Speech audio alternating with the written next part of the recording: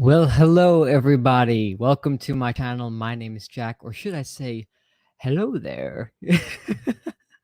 This is my first official Star Wars stream. This is a dream of mine, okay? I've always wanted to do live streams and chat about Star Wars because over every film saga that is out there, Star Wars is number one for me. Okay, I know I talk a lot about Scream, I know I talk a lot about horror, but if I had to choose, Star Wars would be the one that I would pick. Maybe that comes to a shock to you, maybe it doesn't, but we're here now and we're talking about Disney's upcoming Obi Wan Kenobi TV series. And I'm not just going to be here by myself. I have a very special guest with me who's going to journey with me to a galaxy far, far away, and we're going to chat about it. I have him right here, the one, the only, the Carbonite Jedi. Let's give him a warm welcome. Hey everybody, how's it going? Well, hello there. Hello. May How's the it force going? be with you. And with you, and always with you. Yes. So we're here. We've been chatting about this for a couple of weeks about doing this, and we finally got a date set in stone, and I'm excited to be here. Yeah, and it's a little more than a month before the release of Obi-Wan. Right? Like it was about like 5 weeks away or something like that. Yeah. 6 weeks, something like that. It's so Whoa. they pushed back the date to the 27th now Yeah, for Friday. So, that's right. yeah. When I first saw that video announcement that Ewan did about saying I have some unfortunate news, my gut dropped. I was like, oh my gosh. I was like, please, please, please, please don't push this in a couple months ahead. And Yeah. luckily it was only 2 days. But the good news about that is we are getting the first 2 episodes on the 27th. I mean, that's 2 hours, I dude. 2 hours know. of Star Wars. That's a movie. That's a movie. You're Yeah. right, Yeah. dude. Those I'm telling you. So when let's start with this. So you first heard that this project was being announced. Mhm. What were your thoughts initially? My thoughts initially were okay. I kind of flatlined when I heard about it, because I was, into the Mandalorian at the time when I heard about it, and then It was around season 2. I think it was during season 2 of yeah, Mandalorian. Star Wars exactly. Celebration. That's right. Yep. So I heard about it come out, and I was like, oh, it'll be interesting. And then the Book of Boba Fett came out, and it wasn't as good as Mandalorian. It was okay. It wasn't Mhm. as good as, in my opinion, it wasn't It as was good as Boba. entertaining at Yeah. most, There were 2 episodes that were like stellar. They were like, "Whoa, this feels like Star Wars." And then Yes. besides that, it just kind of felt like a melodrama, a Western melodrama. Pretty much. Yes. Yeah. Yeah. Dusty westerns. Yeah. That's a good way to Yeah, put it. Um, basically. but if I know a lot of people were upset with the Book of Boba Fett because it mainly was on Tatooine the whole time. Right. So, um, Mhm. I think they're trying to get away from that with all like the scenes that they've shot on I know. Obi-Wan, because it kind of like it gets like a rut when you stay on the same planet the whole Well, that's what time. people say. They're like Star Wars has a Tatooine problem, and you know what? For the longest time, I was like, it's just that's where the story started. It's just nostalgia. But after Yeah. a while, after I think it was Boba Fett, that was the moment where I was like, okay, I mean, this is a gigantic galaxy. There's technically 2 galaxies inside of the Star Wars galaxy. There's like the big galaxy, and then there's the small galaxy that's kind of like right on the edge of it. Okay. So out of all of the planets, out of all the worlds that we have not seen yet, we're still back on Tatooine. I know. And then I keep forgetting the name of it, but like in the Force Awakens, uh, Dude. they start off on a desert planet. I mean, what is Uh, that? I was like, are they on Tatooine again? They're like, no, this is another desert planet. oh my, out of all of like the colorful planets like Felucia, Uh huh. Mustafar, the lava planet, I out of know. all Camino, the ocean planet, all of Yes. these planets that are so freaking cool, we'd go back to a desert planet. And Yeah. I know JJ was talking, JJ Abrams, as with any requel in modern day cinema, the first film usually always plays it safe to kind of give the original fans something to kind of grasp onto and feel familiar with, but also Hmm. kind of introduce a new audience into the same feel that the original had. But I find a lot of films falling into that trap. And Star Wars The Force Awakens was probably one of the first movies in the last, 10 years that has been a requel, so to say, that kind of started that trend of playing it safe. You get what I'm saying? Yeah. Um, and Jakku, like I loved The Force Awakens personally. Hmm. Out of the three, that's the one that I pick. But finding out with Ray and finding her story on Jakku, and she's basically a junk trader, a junk collector. Hmm. Um, I just couldn't help but feel in the cinema like I've seen this before. It was You know a what I mean? it was a recycled version of Star Wars. Yeah, that's it. That's it. It felt almost like a fan fiction sequel, Exactly. dude. Well, Craven's going to get his wish in episodes 3 through 6 of the Obi-Wan series. Yeah. So Steven, Craven, something scary. So we're getting the first two episodes on May 27th. So think about it. We see those first two episodes, and we only have to wait 1 week now to see Vader versus having to wait 2 weeks originally. So that's even more exciting to me. I have a feeling in episode 3, which those of you who are watching now or watching the replay afterwards, it was announced that Darth Vader is going to have a big role in this Hmm. series. And I know a lot of people are very critical about that because of the famous line in A New Hope where Vader says, when I last saw you, I was but the learner, you were the master, now I'm the master. A lot of people feel like having Vader in the show is going to retcon that and like dampen down the Hmm. feel of when they both reconnect in A New Hope.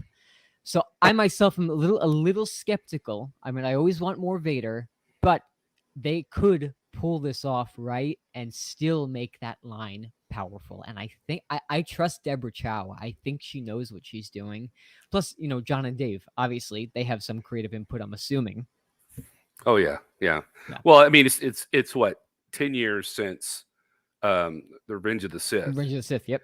so they have 9 more years from this point. That Yeah. there's I mean, if they, of course, they're going to have a duel. Him and Obi-Wan, they're going to fight somewhere.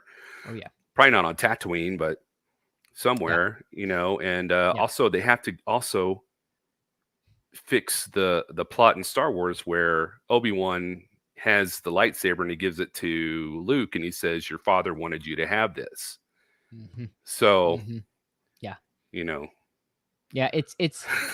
It's interesting. I wish I could throw up the footage, but I don't know if I'd get like a copyright claim for showing the behind the scenes footage. I wouldn't think so, but just to be safe, you can look it up if you want to. The leaked footage of Obi-Wan and Vader having a fight at oh some yes, point. you saw that too, didn't you? Yeah, dude, it was awesome. Yeah, Dude. But this is the thing. It looks like they're on a sand planet. So I'm yeah, hoping to God that that is not on Tatooine, because if Vader knows that Obi-Wan is on Tatooine and possibly Luke is on Tatooine, what would stop him from coming back and taking Luke? You know what I mean? exactly. Yeah. Yeah. Um, Craven says Ryan Johnson's name should never be spoken of. Episode 8 must not leave our lips. Yes, that and Stab 8. Ryan Johnson destroyed two destroyed two sagas. Yes. I No think offense Craven to has him. a love relationship with Ryan Johnson. Yeah. You know what? Ryan Johnson never. Have you ever seen Breaking Bad? No, I didn't watch that Yeah. series. So Ryan Johnson, for those of you who watch Breaking Bad, there's an episode towards the end of the show. It's the third to last episode called Ozymandias.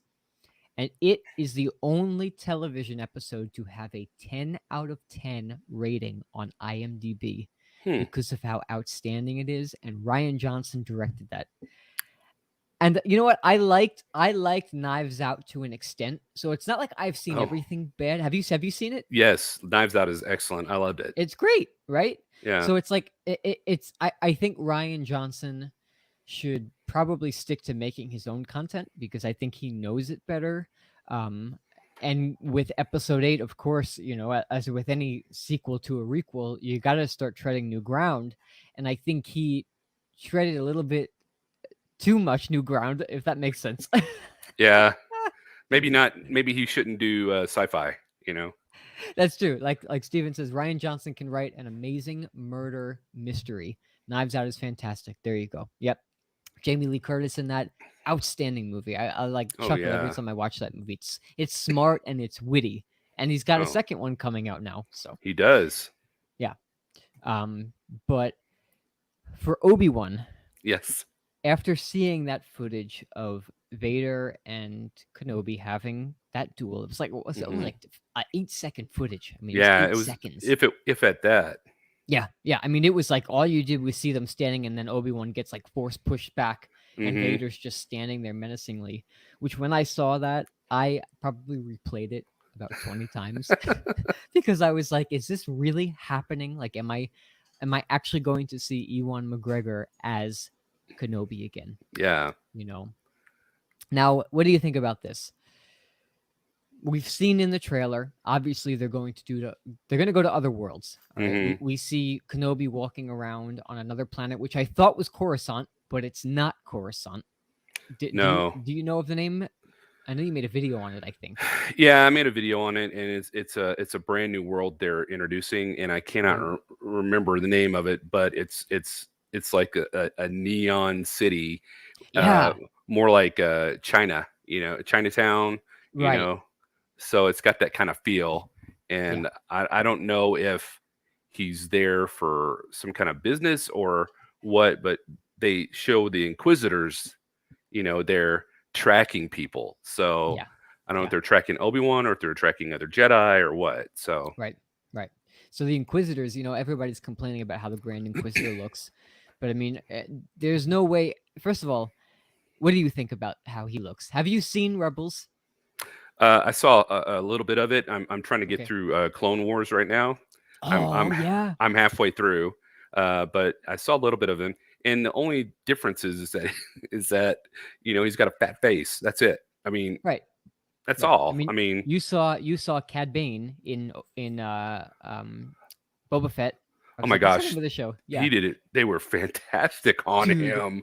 When he was on screen in those last 2 episodes, I got nothing but chills I down my know. spine. I mean, menacingly looking, just like his red eyes. And everybody was complaining about that because his face wasn't as long as it was in the show. But what people have to realize is animation is always more exaggerated. You know Hmm. that's just the case of it. Um, so to say that the Grand Inquisitor's face looks a little bit chubby, I understand that, especially because we've seen his species in Revenge of the Sith, and they had more of an elongated face or whatnot. Yes. Um, but I mean, that's not going to deter the way I look at the show or enjoy the storyline. You get what I'm saying? That, totally. Yeah, I'm going in it with eyes wide open. yeah. Because I mean, you think about it, a lot of Star Wars fans who are just casual, they have not seen Clone Wars, they have not seen Rebels or that Resistance show that was like 2 seasons. Yeah. Um, so to them, I mean, it's also catering to the audience that hasn't seen those shows and hasn't seen the Grand Inquisitor. So to them, it's not even it's gonna be the first time they're introduced to them. It's not gonna bother them, so to say. Um, and that's the thing. Have you noticed this with Star Wars fans, where I think it's, and I understand it. We've all been a bit traumatized from episode 8 and 9. I think that feeling of being let down is still very raw inside of us. Hmm. Um, but I see everybody complaining about like every little thing now, kind of like they just want to pull the saga down. And like, what's your input on that? Do you think it's okay? I mean, it's okay to be critical, obviously, but I mean, Yeah. they're like vicious. Yeah. I think the thing is that people are so you know upset with like how eight and Yeah, nine happened that they want to nitpick. They want it to be perfect now, and that's not possible. I mean, like yeah, you said, it's okay to be critical, but you got to give them some grace.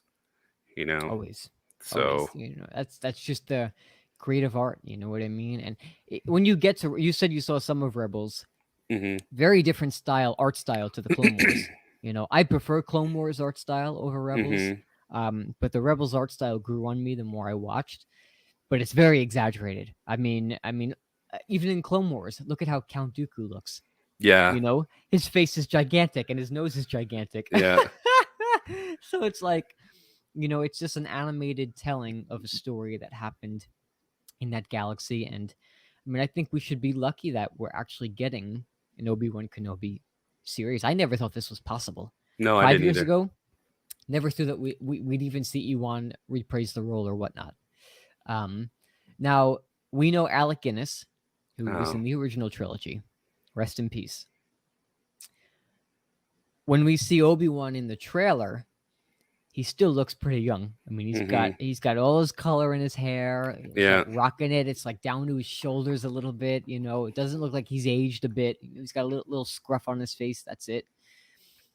Do you think they're going to somehow play into, like, maybe in a flash forward at the end of the series, kind of showing Ewan aged, like not de-aged, but in this case, like aged towards the future of him, kind of looking more like Alec Guinness towards the end of the show? um, you mean the end of this season, or if they continue the seasons on at the very end of I the? mean, hey, if we get a second season, I'm totally for that.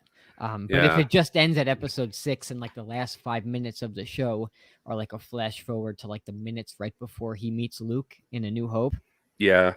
Um, I wouldn't be surprised if they.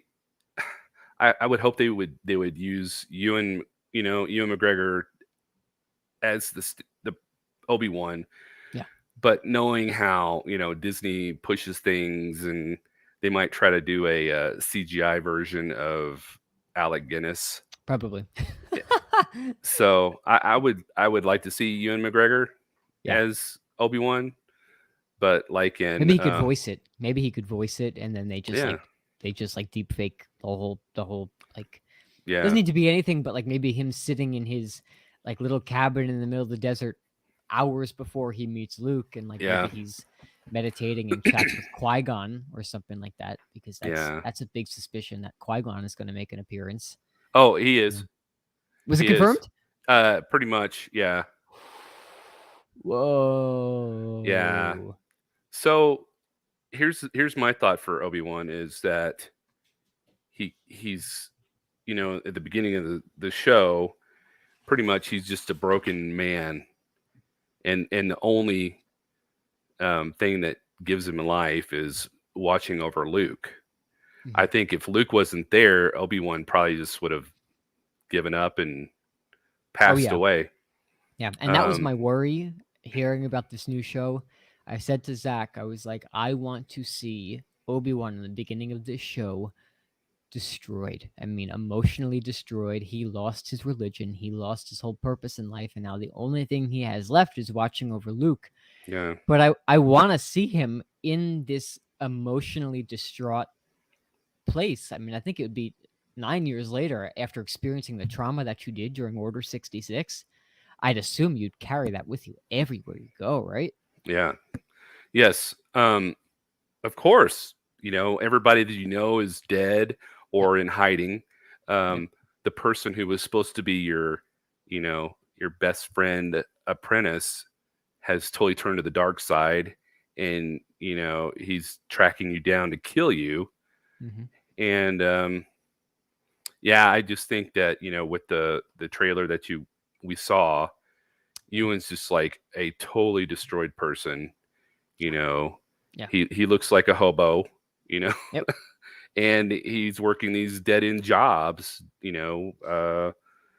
Just trying to stay hidden. Yeah. So, Yeah. I mean, And what it's kind of gotta be life? nerve What kind of wracking. life is that? You'd be rotting inside, slowly rotting Bec- away. like I said in my video, I said, to go from like being one of the most central, figureheads in the galaxy to like a nobody. Yeah. Yeah. Because he was a council member. He was Yeah, on the Jedi Council. he was, and he was, Yeah. the Jedi were the police of the galaxy. Yep. Yep. So Yep. Man. You know what? It's every time I watch Revenge of the Sith and we get towards the second half of the movie and everything gets just so heavy and dark, Hmm. It is just such an emotionally riveting experience to see how everything kind of falls into place, like the dark side falls into place. It's not a happy movie. That movie Hmm. is not a happy movie to watch, and still, No. I've seen it probably over 50 times by now, and every time I watch it when that movie's over, I have to, like, pop on A New Hope to, like, get some hope Yeah. because it is just so dreary. Um, and I like try to close my eyes and put myself in the perspective of being a Jedi and experiencing that and watching your whole religion, everybody that you love fall, like we were just talking about. And I mean, I would probably be traumatized for the rest of my life, Yeah. most likely. The hardest thing for me in Revenge of the Sith was when Anakin finally turns, goes to the Jedi Temple, and he walks in on the little kids. The younglings. Yep. And the younglings are staying there, and they're like, Master Anakin, somebody's attacking the temple. What are we supposed to do? And you hear his lightsaber turn on, the door shuts. Yeah. Yeah. And but I read something where they said that there's a possibility that he didn't kill the younglings, that they took the younglings and turned them into inquisitors. Whoa. Now So that would be a twist. yeah, they because I mean, if you remember in Clone Wars, Yeah. uh, Palpatine took one of the Omicron cubes that had the information for the children that were force sensitive, and Right. tried to Well, uh, Bane did that in Clone Wars too, right? He was yeah, looking for the force sensitive children. Is that what you're well, talking about? yeah. The Yeah, the yeah, yeah, em- yeah. the Emperor had, or Senator Right, right. Palpatine or whatever, he hired Bane to do that, Yeah. and so they were trying to turn these force sensitive children into Sith, or inquisitors. Yeah. So they said that it was possible that those children got turned into inquisitors or what have you. Yeah, Whoa. And if they refuse, I'm assuming that they probably just, yeah, who knows? That would be a twist that I would love. I mean, yeah. everybody for all these years makes all these memes about Anakin killing the younglings. Uh-huh. As sick as those memes are, like it's like huge topic of Star Wars fans. And imagine that like got flipped on its head and we found out that they all turned into inquisitors. Like, gosh, that's Well, nuts. I mean, it's 10 years. I mean, those children would be in their like 20s. So I Yeah. mean, if they go to the Inquisitorius, Yeah. tower, Yeah. Yep. and and you see I mean, there's a whole bunch of people there. I mean, Yeah. you might find some of the Jedi kids there, Hey, there you go. younglings. There you go. Oh, dude, when you get up to the last 4 episodes of Clone Wars, you let me know, and if you want, we could do a watch party for them because those last 4 episodes are probably the best Star Wars that we have gotten since the original trilogy. Okay. Woo! Crazy. Now I see Steven's talking about Rogue One. Rogue One is awesome. That movie, I'll never forget when I saw that in the theaters the first time, and the last scene came on with Vader and how Oh yeah. seamlessly it flowed into A New Hope. Do you remember that, Michael? Mm-hmm. Yes. You So know, if you go back to that scene, and every time that Vader force choked someone, he took his fingers, two of his fingers and his thumb, and he went like that, right? yeah, And that would cut off their air circulation. yeah, Well, in Rogue One, when he shows up, he sees his lightsaber and he lights up and he starts killing it and he grabs somebody, he takes his whole hand and he goes like that. So it looks like I think he like snapped the dude's neck. yeah, yep, Yeah. So, and yeah, he lifts him up and throws him down. So yeah. it's pretty amazing, when he just like that. And That's it. Like when he means business, when he wants something slow, he goes like this, and when he's like, "I'm not playing around," you know. yeah. Now, speaking of Rogue One, you heard about the Andor show that's coming. Cassian Andor, who's the main character of Rogue One. Okay. Yes. Yeah. So there's a lot of speculation that we're going to see Obi-Wan in Andor, and that we're going because Kenobi. This show is taking place 10 years prior to A New Hope, Mm-hmm. and the Andor show is going to take place 5 years before A New Hope. So a lot of people are talking about how Obi-Wan, even if the Kenobi series is just 6 episodes, um, that in Andor, Kenobi would somehow be of help to the Resistance in some way. It's just a thought, but I mean, if they decided to bring Ewan back for another project, I feel like that would be kind of a cool little twist, even if it's just for one episode. So the Andor show would be where would it be the young girl that is on the planet when she's hiding, or No, so that not Jin Urso. She's not going to be a part of the show. It's going to be about Cassian, who's the guy she fell in love with in Rogue oh One. yeah. So it's going to be about him joining the Resistance and leading Oh, up. It's going to be like 3 seasons they confirmed, and it's going to show everything that happened to Cassian leading up to the moments before Rogue One. oh, okay, gotcha. Okay, Yeah, so kind of like what Rebels is, like yeah. the rise of the Resistance, everything kind of building up and whatnot, which I think is going to be pretty cool to see. And I always was intrigued with Cassian. I thought he was like kind of like a dirty smuggler kind of guy, but Han Solo. yeah, kind of like a Han Solo a little bit, like a little cocky. But I'm excited to see what they do with that too. You know, and obviously as that gets closer, we'll do some streams on that. But we'll see you later, Steven.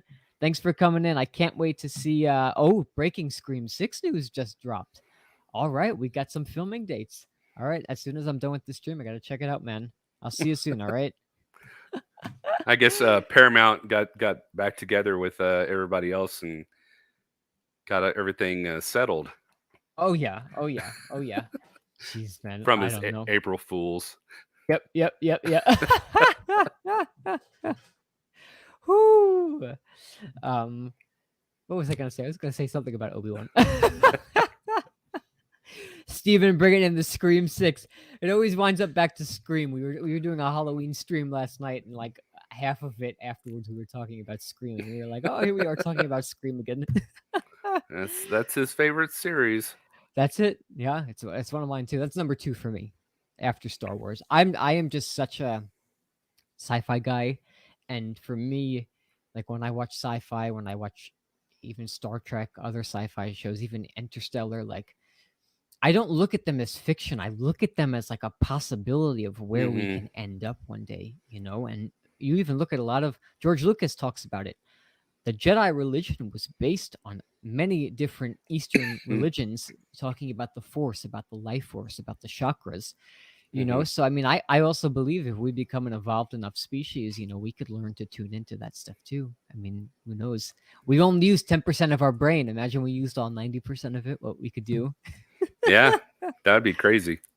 Crazy, dude. Yeah. Yeah. Oh, I Sorry, was go just ahead. gonna say, when I look at sci-fi and I look at like Star Wars compared to Star Trek, Yeah. you know, I think Star Trek is more scientific, Yes. and Star Wars is more mythic Hmm.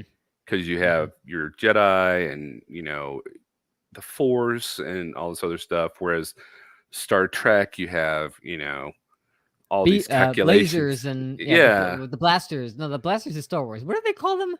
The phasers, phasers.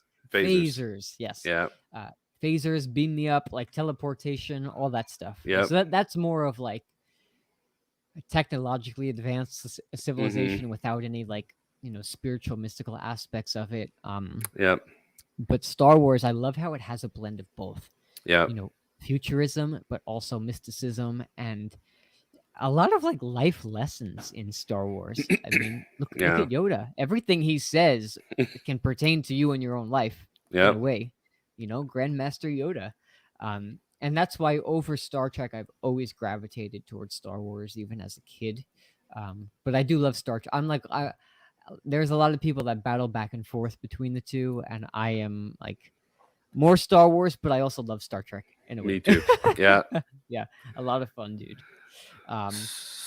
So I heard that there's a possibility that Cad Bane will be in this movie tracking Obi-Wan.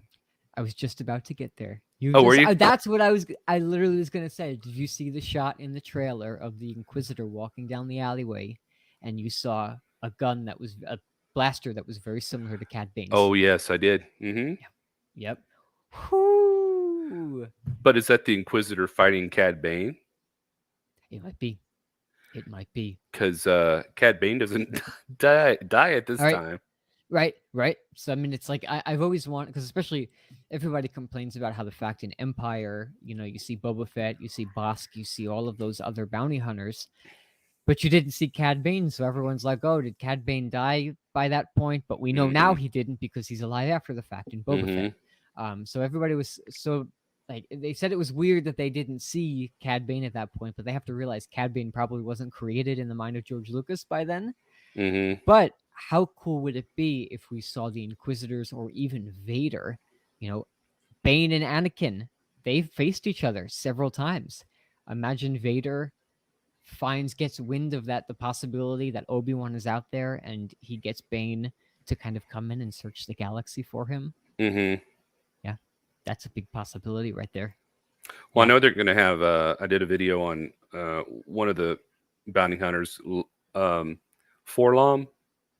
Okay, that's right. I saw the video. Yes.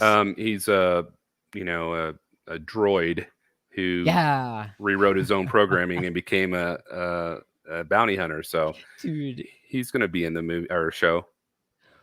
He's the one that kind of looks like the big bug eyes. Yeah. Yes. He's got like C-3PO's body, but he's got the big bug head. Yep. Oh man, the whole bounty hunter stories. That I was hoping in Boba Fett we'd get more of, like, we got some of the criminal underworld, but I was hoping that we'd go to like the depths of what's it called in what's the big world where the Jedi Council was? Why is this slipping out of my mind? Coruscant. I was hoping that we were going to get some Coruscant in the Book of Boba Fett and go back there. Oh, okay. And I was hoping in Kenobi. We still don't know. I mean, we saw that city, which we know it's not Coruscant, but there still is a possibility that somehow they could wind back up there. I'm hoping. But Coruscant, for me, it's like basically the central planet of the prequels. And you see now in watching the Clone Wars, you see how big of the plot revolves around Coruscant and the underworld there when we explore Cad Bane, or when they tried to blow up the Jedi Temple at the end of season 1, all that crazy stuff. But Cad Bane, it's interesting because I always felt that at the end of when they brought him back in Boba Fett, there's that conspiracy that the blinking on his chest means that he's alive somehow. But I wanted to see Cad Bane and Boba Fett have a big duel at the end with their, Boba has his jetpack and Cad Bane has his jetpack boots that he flies around in. And I wanted that. If they were going to kill Cad Bane like they did, I felt like it should have been more impactful versus just like that standard minute-long Western duel. And he stabs him with his staff. The gaffy stick, yep. But if we have him in Kenobi, I think that'd be a perfect time to see Cad Bane at his prime, just totally going all badass on the Inquisitors, on Kenobi, and just being ruthless as ever like he is in the show. Well, the Wookiee that the twin Hutts brought to track Boba Fett, they brought the Wookiee. Chrysanthemum. Chrysanthemum, yeah. Yes. And in this series, apparently, it's either in this series or sometime while Obi-Wan is on Tatooine. Yeah. Chrysanthemum comes and tracks Obi-Wan, and they have like a duel. And if you see, he has the marks on his face. Scar, right? It was like a scar. That's Obi-Wan gave that to him. So. Oh. Yeah. Chrysanthemum was one of the highlights of Boba Fett. I mean, when he was on screen, first of all, to see another main Wookiee character was awesome. But he just had this menacing, badass energy to him. You know what I mean? Yeah. Very scary guy. He's scary. Yeah, but then at the end of Boba Fett, you grew to like him a bit because he turned and he helped save the day. But I have a feeling this Obi-Wan show is going to be filled with a lot of cameos that we're not expecting from that prequel era. Characters from the Clone Wars and the prequel trilogy that we grew to love, so to say. Now, let me ask you this. Do you think there's a possibility that when Obi-Wan leaves Tatooine in this series, that he's going to have young Ahsoka watch over Luke? I saw that theory. I would say probably. Yeah, I would probably Yeah. say he would have Ahsoka come look because because Yoda's not going to leave Dagobah No. to come watch. I mean, No. and that's one thing I don't understand is if you fail, why do you go into hiding? Why don't you just retry? Hmm. I Hmm. mean, It's almost cowardice in a way. You know what? it is very Yeah. cowardice. And it's like you see, it's interesting because especially in the Clone Wars, that really fleshed out that era so well. That whole show. I mean, it really bridged the gap between episode 2 and 3 perfectly. And you'll see as you get to the final season when it gets closer to the events of Revenge of the Sith, Hmm. how the gaps are bridged so well. But you almost kind of see the hypocrisy of the Jedi Council at times too. You know, in times of war, was it desperate times call for desperate measures? That's the Hmm. quote, right?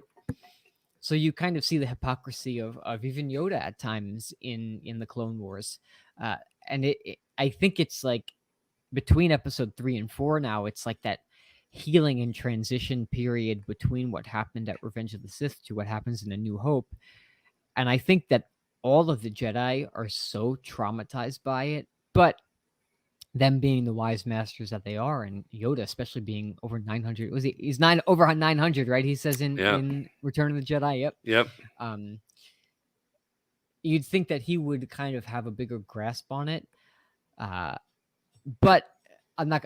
You need to get to the end of the Clone Wars, and then there's something that we could chat about with Yoda and Dagobah. Okay.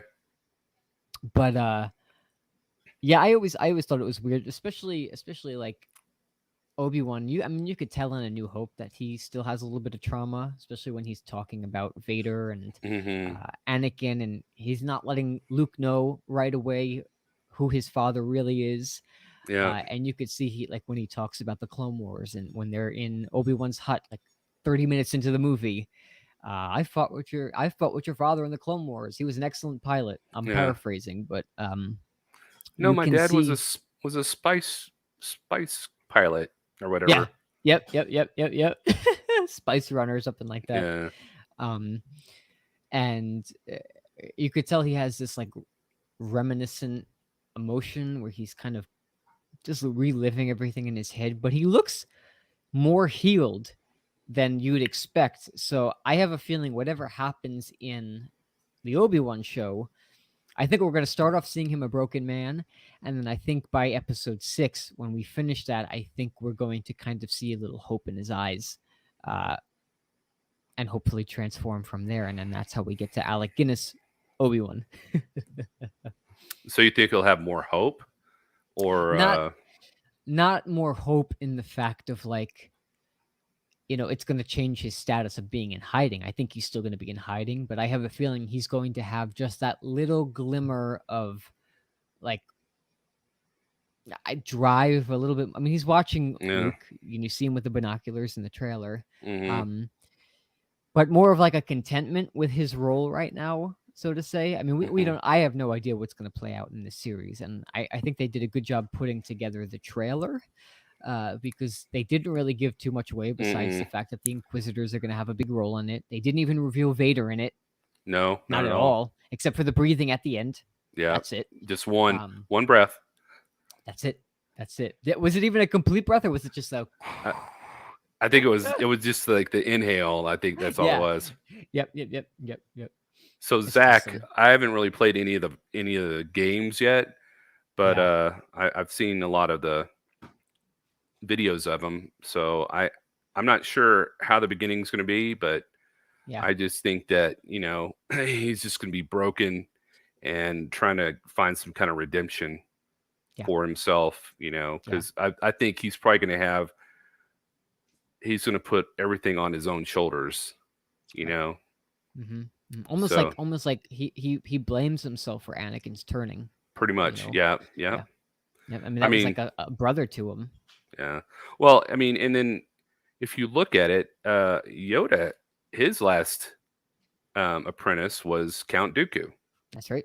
Hmm. and he failed. Yeah. So I mean, it's just weird how and they all like left because like Count Dooku I heard left because he was feeling the Jedi weren't, they were double faced. So Yes. Yeah. Yep. Yep. Yep. And Zach says, he said, you can't talk Star Wars without the games. So you brought up the games. So you haven't played Jedi Fallen Order yet, have you? I have not. Yeah. So he said, I hope the new show is like the beginning of Fallen Order. Are you thinking of playing that? Or are you just gonna like I mean you could if you even if you didn't play it, you can watch a whole synopsis video of the whole story. Okay, I might do that, but I like playing the Star Wars games. I mean, it's Yeah. So when does that take place? that takes place, I think it's about 5 years after Revenge of the Sith, and it follows a character named Cal Kestis. He was alive during Order 66. He was a young Padawan, and he escaped. Um, the Inquisitors catch up to him, very similar to the Obi-Wan plot, and the whole story is about him trekking through the galaxy while the Inquisitors are following him. And we're about halfway through the game right now, and it's outstanding. Outstanding. What game do you use? Xbox? What? We use Steam. Oh, We do it Steam. on the PC. Oh, Yeah. on PC. Okay. Yeah. You have Steam? Is that what you use? No, but I could probably get Steam. So Yeah. It's like we hook it up to the TV and then we like hook a controller up to it because I'm old school. I like the idea of holding the controller. I can't uh-huh. do like the keyboard things and stuff like that. That's just it doesn't work for me. But if you play that game before Kenobi, I think it's going to make a lot more sense about. I mean, you know about the drive of the Inquisitors and whatnot, but Hmm. everybody's saying that there's a possibility that Cal could be in this Obi Wan Kenobi show, who's the main character of Fallen Order. Okay. Um, and a lot of the games, I mean, we even have that new game Eclipse coming out. Uh, Star Wars games, just like the animated shows, they add so much more to the universe. And I think it's because with the games you can kind of be in it and you can like Hmm. absorb yourself into that universe and really feel like you're there and just like a movie. There's that hypnosis aspect of it when you're watching a movie and the Hmm. next thing you know the movie's over and you're like, what the heck just happened? um but yeah, if you play that game, man, you let me know. You let me Okay. know. You let me know what you think of it for sure. I But will. we got Anthony in the house. He says, let's just hope that Disney doesn't try spinning off 15 different new shows in this series. Let's just concentrate on our main characters and their story, please. I absolutely agree. One thing You about know. The Mandalorian, what were you saying? Go for it. Oh, it's Disney, man. They're gonna try to make some buckolas Yeah. off of this. Oh my gosh. Oh my goodness. I wouldn't even be shocked if that female Inquisitor gets her own show after this. That's my only complaint with The Mandalorian is that both seasons 1 and 2 felt kind of like a segue for more shows. Yeah. Yeah. It's like you introduce Fennec Shand in season 1 and then you introduce Boba Fett. It's great because it opens up avenues, but still up until the end of season 2 of Mando, it just kind of felt like an episodic show. Even though we had the main continuing story with Grogu, um, up until those last few episodes of season 2 where like he meets Ahsoka and they start talking about reaching out into the Force and maybe a Jedi will come find him and take him away and give him the proper training. It just felt, yeah, that's it, like a segue into other shows. And Anthony, I wouldn't be shocked if something came out of this Obi Wan Kenobi show. Like I hear there's this new Jedi character, right? The new Jedi character. Did you know about that, Michael? In the Obi Wan Kenobi show, Yeah, yeah, I know that they're going to be chasing them down. I mean, because the ones that right, escape 66, but yeah, I didn't hear anything about the Jedi. yeah. So apparently, Star Wars Theory, Hmm. Star Wars Theory, the YouTuber guy. Yeah. So he was talking about the fact that apparently there's a plot leak where that female Inquisitor that we see, she's going to have a brother, and just like all the Inquisitors, they were once Jedi.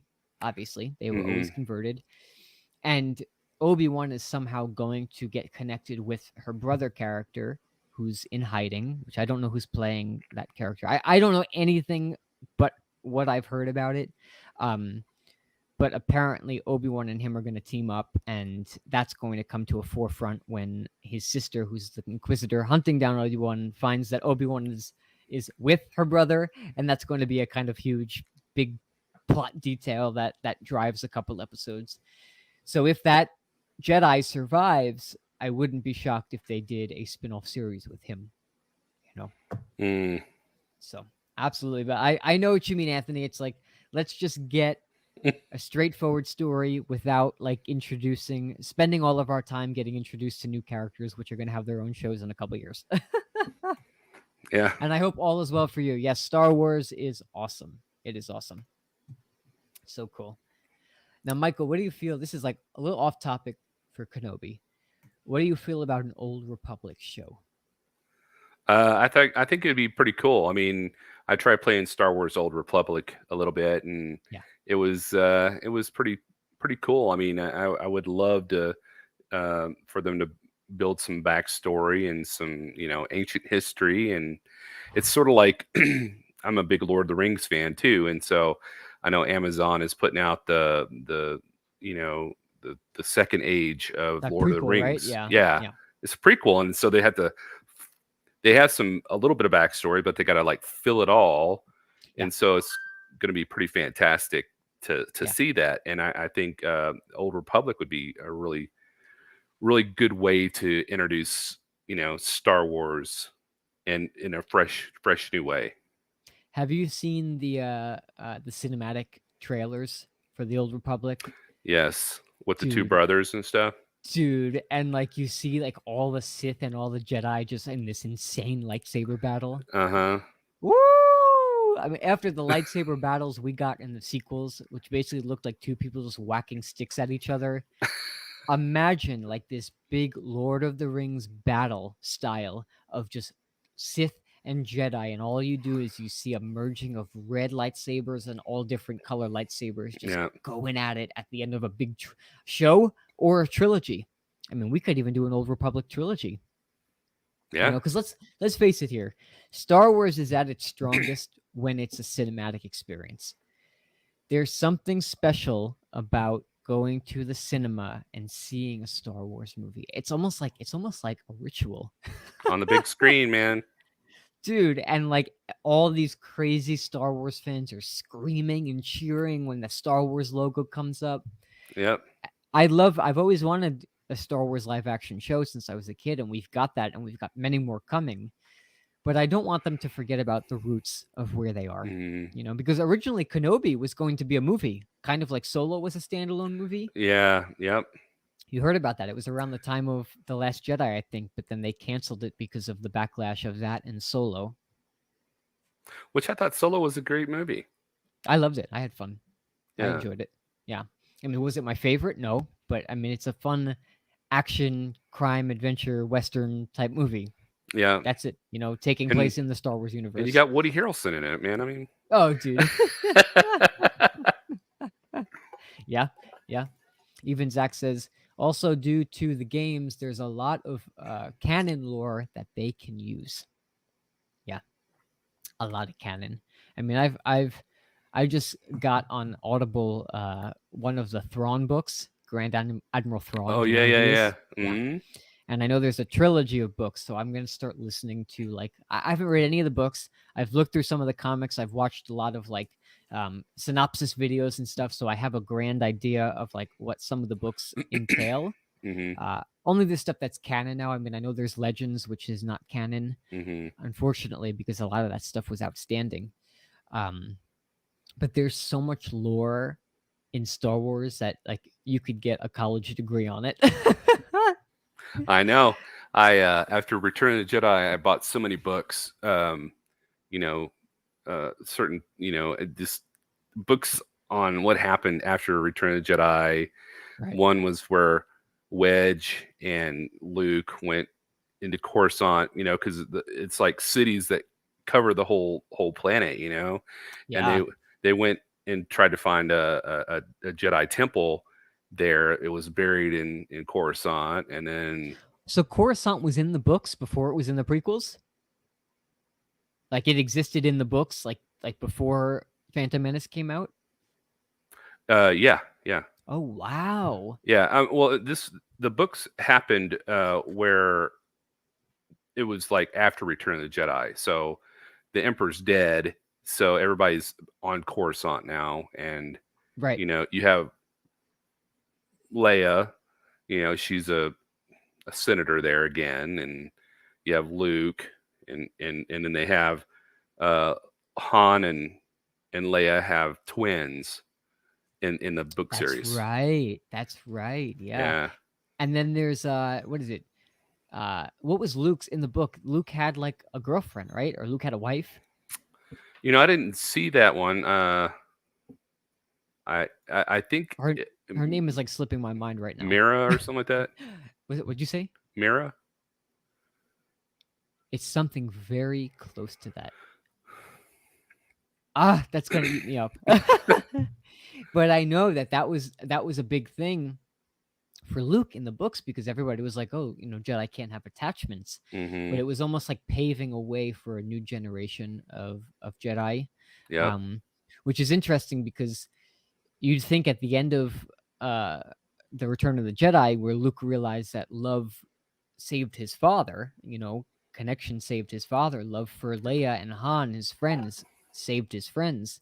Um, you would think that Luke would kind of go down a different path, but then again, when we see him in Mando and he's training Grogu, he's telling Grogu he can't have any attachments or can't care Yeah. for anything. You know what I mean? So that was the one thing that I kind of felt like, I guess it kind of makes sense seeing where Luke ends up in the sequel trilogy. Yeah. But it's like I would have liked to see Luke stick with that and form a new Jedi path of like love is okay and love can save you and save the galaxy. Yeah. I mean, if you look at it, it's like the Jedi are no emotions, and the Sith are you know Anger, hatred. well, no, actually, the Sith are emotions. It's like It's they true. feel like Yeah. the emotions, but they take the path of least resistance, which is anger and hate, Mm-hmm. to fuel the Force. I mean, and then they, in some, I think, I don't think it's canon, but in some uncanon books, they talk about the Gray Jedi, which Yes. were middle line, and they kept the balance. They kept Yeah. the balance of some emotion and trying to maintain Mm-hmm. middle of the road. Oh, dude. How cool would it be to live in that galaxy? You and I would be like, we'd be doing like Jedi business, just like flying through the galaxy. You know what I mean? Yes, I would. One can What dream, color would right? your lightsaber be? That's a good question.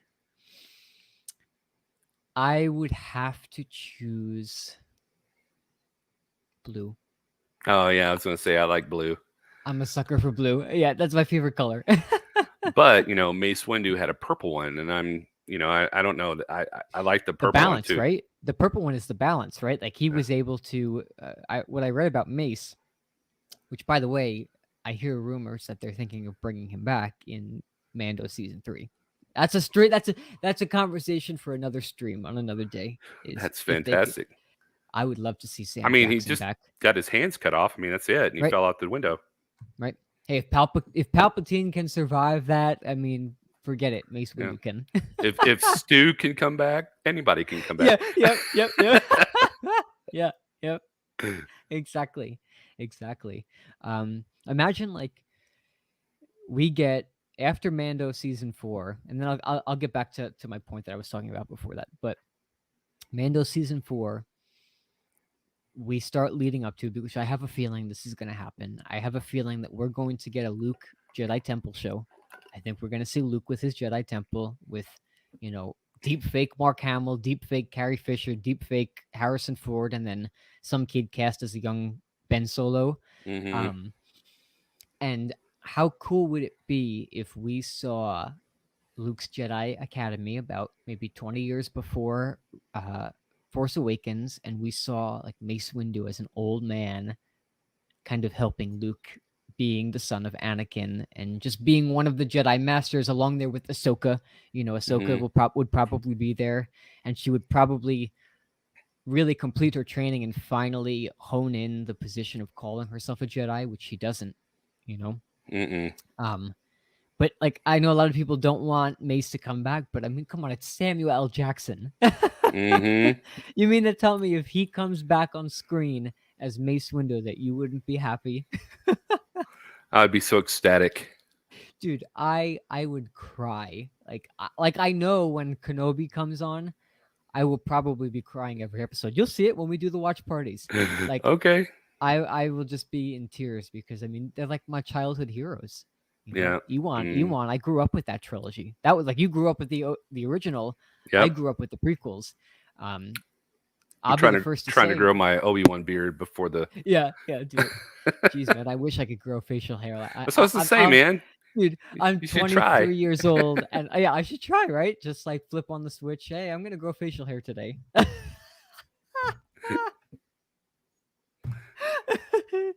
Dude, 23 years old and still smooth. That's it. No facial hair. Well, Oh it's my god. funny because when Steve was about that age, he would try to grow a beard and stuff, and he'd look Amish because Oh, it'd be like this wouldn't fill in, and it'd be that's like like me. here. This little patch right here. That's it. I'm gonna. You know what? I'm gonna grow that out for Obi-Wan. I'll be like a little Amish Jack, just Okay, for Obi-Wan. yeah, like Uncle Owen. Yeah, like Uncle Owen. There you go. What's up, Josh? Thanks for popping in. Do you like Star Wars, Josh? Comment down below. We got Anthony commenting. I did love that Luke Skywalker episode of Boba Fett. How great was it to see that Luke? How great was it to see? Excuse me. How great was it seeing Luke train Grogu? Such a beautiful moment in history.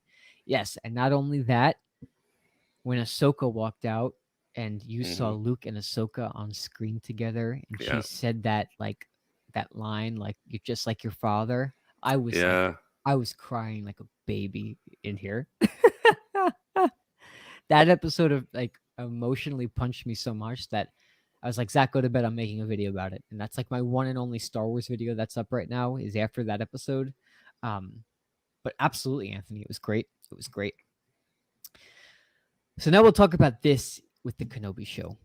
You've Wait, heard the you didn't rumors. say anything about the purple lightsaber. You said it was the. Oh, that's where we left off. Yep. Yes. So Mace Windu, the reason he has a purple lightsaber, not only the fact that Sam Jackson was like, George, you're giving me a purple lightsaber. That's what I want. But after that, George, of course, the mastermind that he is, thought of the lore behind it. And Jedis with purple lightsabers have a little bit of the dark side perspective within them, and it's Hmm. a balance. It's not like a Gray Jedi, but kind of like a Gray Jedi because Hmm. you can see it when Mace has the lightsaber up to Palpatine's lightsaber right before he Hmm. gets thrown out the window, and you see the anger in Mace Windu's face. It's Hmm. like he's channeling that dark anger energy. And Mace Windu on the Jedi Council was the balancer of it. He kind of Mm. had the wisdom of both sides, so he could see deeper into the plans of the Sith and whatnot, and how they would react. Um, but hey, I think that would be pretty cool to wield a purple lightsaber and like be the spokesperson for the Jedi Council, but also Hmm. having like an input of what the dark side would do and being able to channel that emotion if you need to, you know. Yeah, Interesting. I think in Return of the Jedi, Luke should have had a purple lightsaber because Yeah. he Yeah. was getting a little angry there at the Oh Emperor and yeah. stuff. Zach says Mace Windu's role in the Jedi Council was Master of the Order. Yoda was a Grand Master. Okay. So Master of the Order. That makes sense. With his balance between both. It's interesting. Again, like that alone is not even like the smallest fraction of the lore that's out there. Like we're just sitting here chatting about these shows and these movies and like imagine all the lore out there that like we'll find out soon as Oh more shows yeah, come out and as we read more books and watch more videos. yeah. There's so much. Like I am nowhere claiming to be even half as knowledgeable on the lore that's out there. But whatever is in film and whatever is in TV show, whatever is in watchable media, I know. That's it. You know, So do you think Obi-Wan is going to meet up with Yoda at any time? I wouldn't be shocked if I don't know if he'd go to Dagobah, but I wouldn't be shocked if Obi-Wan and like Yoda showed up as like he wouldn't be a Force ghost yet, but he was able to project himself somehow, kind of like Luke Like did in Luke, Last yeah. Jedi. Yes, yep. I wouldn't be shocked. So I can't. I don't want to say too much because I don't want to spoil something at the end of the Clone Wars for you. Okay. But once you finish that, then we could elaborate more on that. But it all I'll say is that it makes a lot of sense why Yoda went to Dagobah. That's all I'll Okay. say. All right. Yep. It's awesome. Awesome. That it's like a 4-episode arc towards the end of season 6. Outstanding. But anyway, so with Obi-Wan, I'm sure you've heard these rumors too, and I believe it was lightly confirmed. We're going to see a young Princess Leia Yep. on Alderaan, and it's Yep. already confirmed that Jimmy Smits is coming back as Yep. Bail Organa. I read that too. Dude.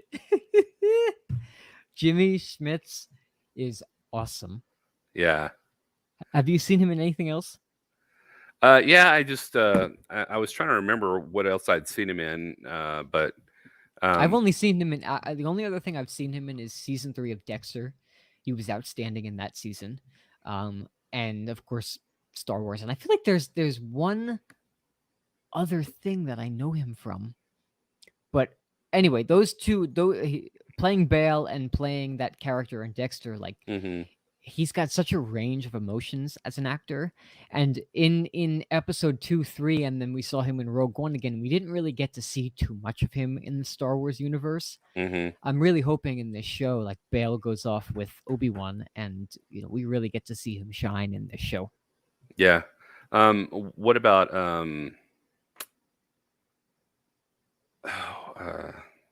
the Sith with the horns? You're talking about like Darth Mauls. Maul. Yeah, Darth Darth Maul. Maul. Yeah. They were supposed to have him in Obi-Wan series, but then they decided to bring Darth Vader instead. That's right.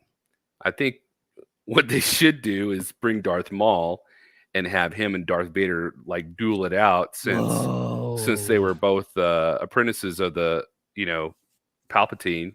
Yes. And there can only be one apprentice per Sith Lord. And that would explain. Oh, you haven't seen Rebels yet. I'm like trying, dude. I know. You got to get on this, Michael. There's so much we could chat about. I know you are. You'll get there. Enjoy the ride, because if I could go back and erase those 2 shows from my mind and watch them from start to finish again, I absolutely would, because to me those 2 shows are masterpieces. But all I'll say is that will explain the state of Darth Maul in Rebels if that happened. And Darth Maul got some kind of trauma from fighting with Vader. I mean, we got a little tease at the end of Solo, Crimson Dawn. Which I heard rumors about a Darth Maul Crimson Dawn show that's going to be in the works. I believe it's going to be animated in Clone Wars style animation. So in the end of Solo, was he a clone, or was it actually Darth Maul that? Oh, that was him. Yep. Okay. Yeah. It was. I read about it. He got like saved by some witch or something, right? Yep. The Dathomirian witches. Yes. Yeah. Oh, when you said you're on season 4 of Clone Wars? End of season 2. Okay. So season 5 of Clone Wars is when things really start to ramp up, and that's when you'll see more of that storyline. That's all I'm going to say. Okay.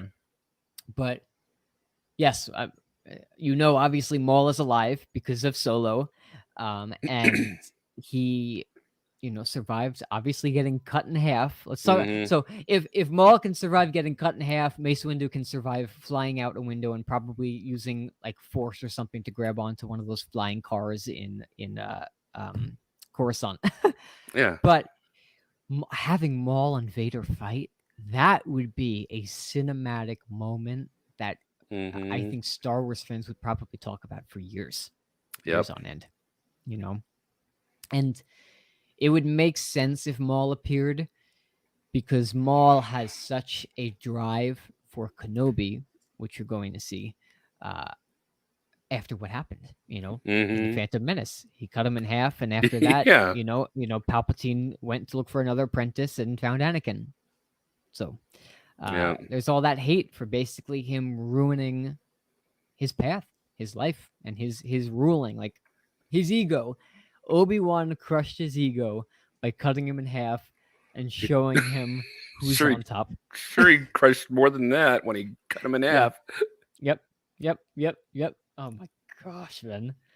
Anthony says the Force is just like real life. You need to have a little bit of Sith and Jedi in you, a little bit of dark and light. Well, that's what a lot of Buddhist philosophies talk about is the balance of both.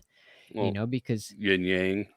that's it, yin and yang. Because there are so many people that I know that follow the spiritual path and Buddhist path and whatnot, and they don't like to look at the horrors that are in the world. I mean, there is always going to be darkness. That's just the way of the universe. That's like physical matter. There's dark energy, light energy, electrons, negative, positive, whatever. You could just pick it apart all the time. But if you look at the darkness of the world, but you also have uh, you're also at peace with it, and you accept it, and you accept that you can be a positive person and be in that light vibration, but also like be prepared for something to happen, because anything can happen at any moment. So Anthony, you're absolutely right. It's like it's all about having balance, and that's why I loved Mace, and that's why I love reading lore about the Gray Jedi. Yeah, it's a super cool thing. Zach's like, you guys should react to the last season. Hey man, if you want someone to watch the last 12 episodes of Clone Wars with you, you let me know, because I'll be there. I'll just zip my mouth the whole time and just sit back and just watch your reaction. It'll just be you going like, oh, that's why that happens. Whoa. have it like all 12 at one time, huh? Yeah, that's it. Well, because 30 minutes each, so that would be like about 6 hours, a 6-hour stream. Start to finish, dude. Whoa! That'll be crazy. Dude, I know we'd have headaches by the end of that. That's awesome. Hey man, you just let me know. I'm down for that. All right. So Leia, seeing young Leia in Kenobi, what are your feelings about that? I think that it's not as pronounced for me as Luke, because it seems like Leia on Alderaan has a more stable childhood. She's like rich. She's royalty. Yeah, princess. Mm-hmm. I mean, than Luke does on, Luke had it hard growing up. I mean, his aunt and uncle, they were like so poor, and you see even in that deleted scene with his friend. What was his friend's name again? Oh my gosh, it's like I want to say I can't remember. Why is this slipping your mind? I know his name. It's on the tip of my tongue. But his friend who in the special editions he gets reunited with, which wasn't in the original cut, but you see him like for 2 seconds in the end of Star Wars, and he blows up. Yep, that's it. But that deleted scene of them talking outside of the bar. Mm-hmm. And this guy made himself a resistance pilot, and he's made himself up to be a man, and Luke is just like, you could just see how depressed he is on that planet. Yep. Which I hope one day at like the 50th or 60th anniversary of the original Star Wars, they'll finally release the specialized editions on Blu-ray or 4K, and I hope we get an extended cut of A New Hope. I mean, hey, imagine that with all the deleted scenes. That would be amazing for like the people that are like hardcore Star Wars fans. But I was thinking about that, and I was thinking, Star Wars, the opening scene to Star Wars is so like dramatic, and it like blew people's minds when they were in the theaters seeing it for the first time. You see this ship coming, overhead, and then this like gigantic Star Destroyer, and it keeps going and going, and then they're fighting each other, they're shooting at each other, and Did you see that in theaters? I did. Yeah. Oh my gosh. Pause 1977. pause Kenobi for a second. Can you tell me about that experience? They're showing A New Hope at a local theater here on Oh May yeah. 4th in Tucson. And that over Empire, over Jedi, that has been a dream of mine to see A New Hope in the theaters. Can you tell me what that was like in 1977? Well, I mean, I was 6, so I Yeah. mean, For what you remember, it probably is all clouded, but like what you remember. I think I went and saw it like 4 or 5 times in the movie theater. But I What? mean, yeah, and I just it was so fantastic. I mean, there was nothing like that at the time. Oh my Everything gosh. else was just crap. Yeah. And so, Now you have Dune, now you have Star Trek, now you have Interstellar. It's like yeah, it's watered down the effect of it now, but back then, right? I mean, and you got this guy, this kid who goes with this old man, and they go off to fight this evil empire. And it was just it was like a, I don't know, it was like a western slash fantasy. You got a With like princess. with moral themes too. Yeah, Yeah. yeah, you got this guy who's going to save the princess, and and Hmm. and go And she's and beautiful. And she's yeah, beautiful. got her little buns on her head. Oh yeah. Aren't you a little small to be aren't you a little short to be a stormtrooper? Yeah. What? Oh. Oh, the helmet. Yeah. So yeah, it was I mean, you can never recreate that feeling of seeing it for the first time. No, So, no. and That's then, awesome. immediately I wanted to go to the store and buy all the action figures. So Oh, I'm sure, man. How about when Empire and Jedi came out? Do you remember like your time seeing I those? do. I remember when it came out, the I think it was the day after it came out, we went and stood in line and Ooh. saw Empire. And then when Return of the Jedi came out, my parents actually pulled me out of school that day, took me to the theater, and there was a line wrapped all the way around the building that we had to wait in line and see. And people were hollering and yelling and screaming in the theater. Whoa. It was great. Do you remember like people like so when Star Wars came on in Return of the Jedi, it's the final chapter in the trilogy. Did people scream when it came up? Yeah. Yep. Yep. Yeah. Yep. Yep. Yep. How about at the end? Were people crying? Do you remember? Like I would be I'm in tears every time I watch the end of that movie. I'm like picking apart your consciousness right now. I was I was sitting there. I'm like, it can't be over. You know. Oh, I was like, I hope that something happens where they come out with new material and yeah, stuff like yeah. that. And I know. but yeah, it was kind of bittersweet, I guess, because you Yeah. see him burning Darth Vader, and Oh, the everything's gone. The Death Star's dead. The Emperor's dead. yeah, You know, and the great thing for me was at the time they didn't have all these like added scenes. It just feels like it's like yeah. filler fluff that doesn't. Greedo shooting first. Yeah, yeah. So I mean, and they had the Darth Vader is a 50-year-old man, not young Anakin. Right. Hmm. So Yeah. I don't Yep. know. I know. And so I don't know if you've heard of Harmy. He's a guy on the internet who has compiled a despecialized version of Star Wars Oh, into HD. It was a fan project. He makes uh, no money off of it, nothing. Um, he sends you the links to it if you want to download it and burn it onto a DVD yourself if you want to. But he compiled with a bunch of other film editors who were professionals in the industry, went through Laserdisc footage, VHS footage, um, the 2010 Blu-ray footage of what hmm, was like actually in the original film, and they compiled. Take a look at this. I made these cases myself because if you ask them, they'll send you the stuff. You cannot sell this stuff. He cannot sell this stuff. But I have a Blu-ray copy of the original despecialized version of Star Wars Episode 4, 5, and 6. Um, and if you look them up, man, they're just as high quality. That's it. that's You know, fantastic. And like Lucasfilm, I remember somebody from Lucasfilm was talking about it, and somebody from Disney, a higher up, was talking about Harmy's despecialized versions, and he's like, why do we need to release it if this guy just did it for you? Go watch his version of it.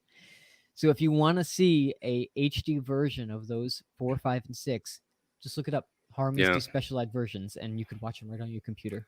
It's just weird to me that George Lucas would make these masterpieces and he would hate them so much No, I know. that he wouldn't release them on DVD. He would just, the reason he didn't release them on DVD was because he wanted all the copies to like degrade and Oh, go away. yeah. And you know what's interesting?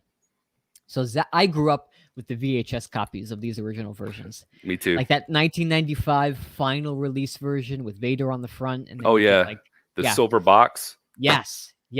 And I have that still back on Long Island. I'm gonna get my mom to ship it here. I'm gonna buy a VCR eventually, just so I could watch those again on VHS. But Zach, he's a huge Star Wars fan, my partner, and he grew up with the 97 specialized version when they released it 2 years later on VHS. Oh.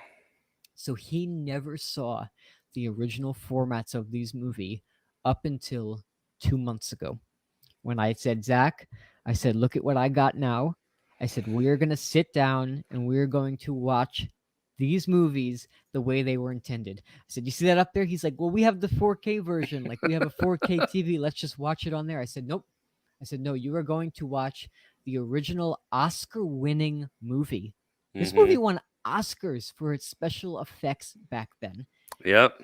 And it just blows my mind that, I mean, we're all critical of our own art. I'm critical of my music. I'm critical of my films. I'm critical of my YouTube videos. That's just us as humans. We're always critical. But if only he could see what the fans of the original versions really thought about them, then maybe he would change his mind. And I wishfully, I start thinking like, maybe on the 50th anniversary, which is coming up, I think in like 5 years. 5 years, right? Yep. That maybe they'll release a 4K Blu-ray trilogy box set of them. But I have a feeling George Lucas, when he signed on with Disney, he said, you can never release these versions. Man. I know, man. I know. It hurts my heart. I know. And then, like, so Harmy's despecialized editions, I think it was the guy from Lucasfilm was saying, he was talking about how George didn't want these to come out. And he said, at some point, you got to leave it up to the fans to do something, So after the stream, I'll send you the links so if you want to actually watch them. They're like HD, like Blu-ray copy HD. So it shocked me. I was expecting it to be all cloudy and grainy, but what they really did was awesome. Outstanding. Awesome. Yeah, definitely. Totally. So last thoughts on Kenobi, man. I mean, we're going to do more streams for those of you guys watching now or in the replay. Michael and I have some awesome streams for Star Wars planned, right? We got some tricks up our sleeves. We got Zach saying you guys should, no, he said that already, a marathon.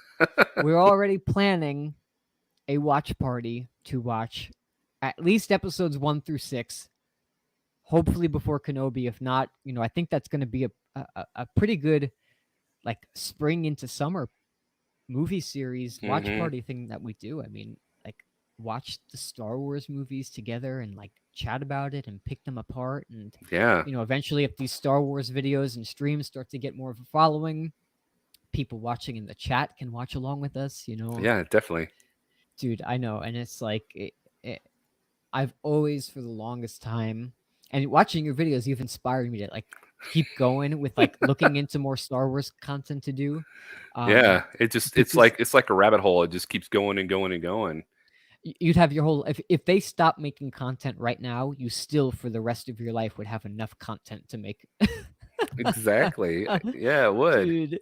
And the theories. I mean, there's so many theories. Oh my gosh.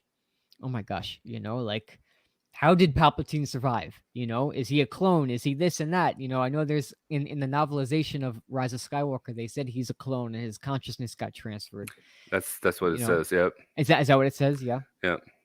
But so many different like things that were left unsaid that you could just pick apart for the rest of your life, and that's the beauty of these movies. So yeah, Totally. So Kenobi, everybody that's watching, Michael and I are planning on doing watch party series when those episodes come out.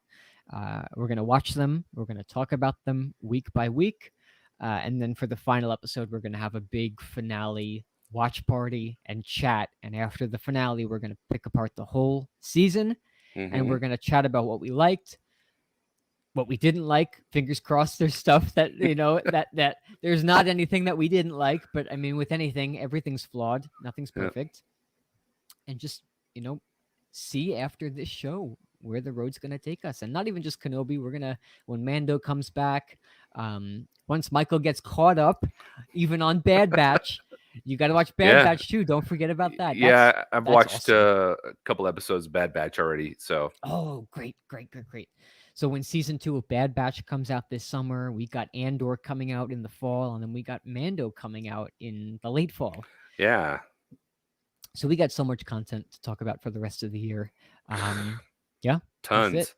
Totally. So Michael, to close this out, tell everybody about your channel. What inspired you to start doing this? I left a link to your channel below, so everybody that's watching, please go check out Michael's channel, the Carbonite Jedi. Top-notch, outstanding content, and it's just going to keep on coming. Thank you. So, I mean, like I said, I saw Star Wars when I was 6, and I've just had a fascination with Star Wars ever since. And I got all the action figures and watched the Christmas special, unfortunately, and which we are going to get through that together around Christmas time. Oh my gosh, it's just so wait. bad. Yeah, just wait. And we promised Wayne we'd do the 2 Ewok movies, which yes. Yeah. Actually, I like the Caravan of Courage. Yeah. Courage, yeah. And then the Ewok Adventure, or I forget what it's called, but yeah. And they have them all on Disney, which is crazy. The Disney Plus. Crazy.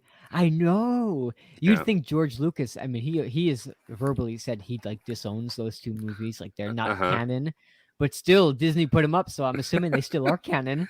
I guess they are. I mean, that was the first time you saw a blurb, right? A glurb. What are those big, those blurb things that Mando was riding in the beginning of the first season? Oh yeah. You saw them in that. Anyway, if you come to my channel, I do Star Wars theory, anything in the Star Wars universe. I have backstory on a lot of the characters that you'll see in the movie, and I talk about Obi Wan series coming out, and I'll probably start talking about the Mandalorian series when it comes out. So come over and see my channel, and let me know that you've came here from Jack's channel, and we'll have a good time discussing it. Absolutely. Support your local content creators. Just like support your local farmers markets, everybody. Yeah, exactly. That's the farmers, they work hard in this country. Awesome. Yeah. Well, Michael, thank you so much for coming. Thank you for having me. Absolutely. I always have a blast chatting with you and chatting about Star Wars, and this is one of many. I mean, we're going to have so many of these things, and like a couple of years from now, we're going to look back at this stream and be like, oh, remember that first stream when there was 2 people watching? And one was probably one you made watch, right? Yeah. Zach, Steven, you're going to watch it. Yep. Steven. Yeah. But for those of you watching the replay, go check out Michael's channel. It's outstanding, and be sure to give this video a like.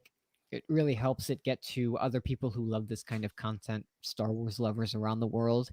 And any of you that, share your love and your support with not just me, but, any content creator, it's just a wonderful thing to encourage somebody by giving them a like or a comment, or by sending them a little message saying how much you enjoyed their content, like making them feel like they're on the right path. You know what I mean?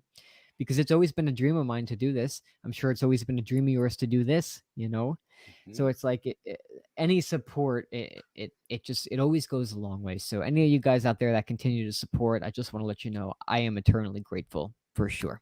So. Me too. And it creates a really nice and warm environment and community, that we're all able to, have a good time with. So oh yeah, Oh yeah, I mean, even it's what I love about this community too is even when I'm on Steven's streams, it's like, people could disagree with each other's plot uh like perspectives of what's coming, but Yep. it's like all in fun and games. Even the people in Mhm. the comments may not agree with what you're saying, but it's like it's all uh, that's with film. It's all conspiracy until we all sit down and watch it and see what actually plays out. Mhm.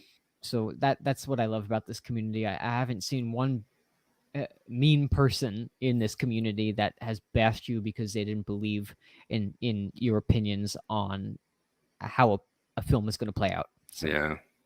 absolutely awesome. Well, thank you guys so much for watching. My name's Jack. And I'm Michael, the Carbonite Jedi. Yes, the Jedi, the Carbonite Jedi, your local Jedi. If you need him, you need to fight some crime, you call Michael. I got my lightsaber.